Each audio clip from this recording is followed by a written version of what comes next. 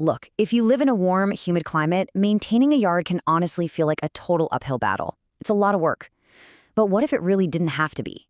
Today, we're unpacking the University of Florida's 9 Principles of Florida-Friendly Landscaping. It's this absolutely brilliant system designed to help you create a yard that is resilient, beautiful, and way more cost-effective. The goal is to work with nature instead of constantly fighting it. That right there is our foundational philosophy for today.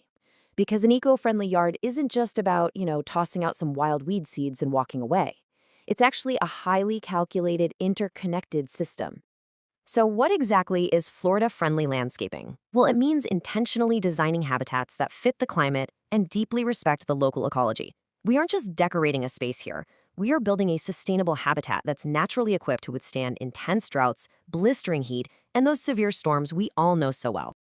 Okay, let's dive straight into this. Section 1, the foundation. Right plant, right place. Listen, if you get this foundational anchor wrong, literally nothing else works. For example, planting an azalea in alkaline South Florida limestone soil means that plant is going to be on constant chemical life support. It's just going to struggle. But put a cocoa plum in that exact same soil, and it thrives naturally. When you match the plant to its preferred soil and sun conditions, you instantly save water, you save fertilizer, and you save endless hours of pruning time. Moving right along to Section 2, Smart Resource Management. Principle 2 is all about watering efficiently. Now, the goal here isn't to never water your yard, but rather to apply water only when and where it's actually needed.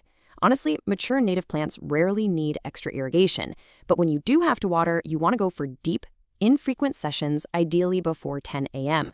That's what really optimizes absorption and encourages those strong, healthy roots.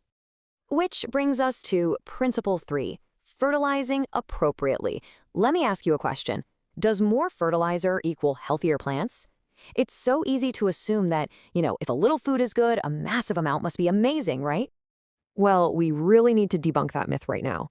Dumping excess fertilizer basically just wastes your money. It actually promotes weak growth, and believe it or not, it spikes your pest problems. And worst of all, it washes away and pollutes local lakes and groundwater. The objective is healthy plants, not steroid mall growth. Always base your fertilizer use on actual soil tests and favor slow-release products. Principle 4 is mulch. Putting down just 2 to 3 inches of mulch offers a massive return on investment. It conserves moisture, suppresses weeds, and enriches your soil. But please remember the golden rule here. Build a donut, not a volcano. Piling mulch high up against the tree trunk is called a mulch volcano, and it literally suffocates the tree and causes rot. Keep it pulled back from the base. Next up, Section 3, building a micro-ecosystem. And this brilliantly illustrates Principle 5, which is attracting wildlife. Your landscape can actually provide the exact habitat local wildlife needs to survive. You can provide food simply by planting native berries. You offer water with simple bird baths. Create shelter through layered vegetation, and even provide vital reproduction hubs by planting host plants. A great example is milkweed for monarch butterflies.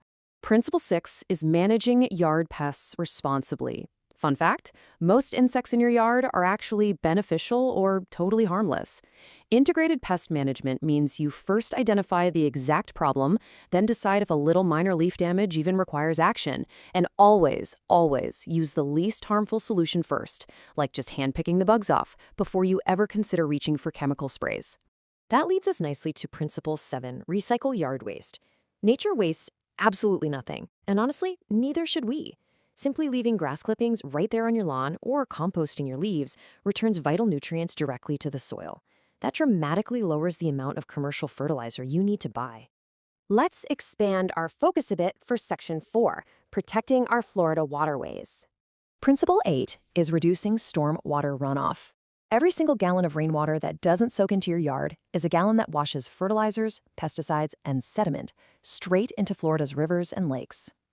To stop this, you can use rain gardens to capture water, bioswales to slow and filter it, and mulched planting beds to increase infiltration right there on your property. And wrapping up our principles, Principle 9, protect the waterfront. If you live anywhere near lakes, estuaries, or springs, your landscape is literally the frontline defense for water quality.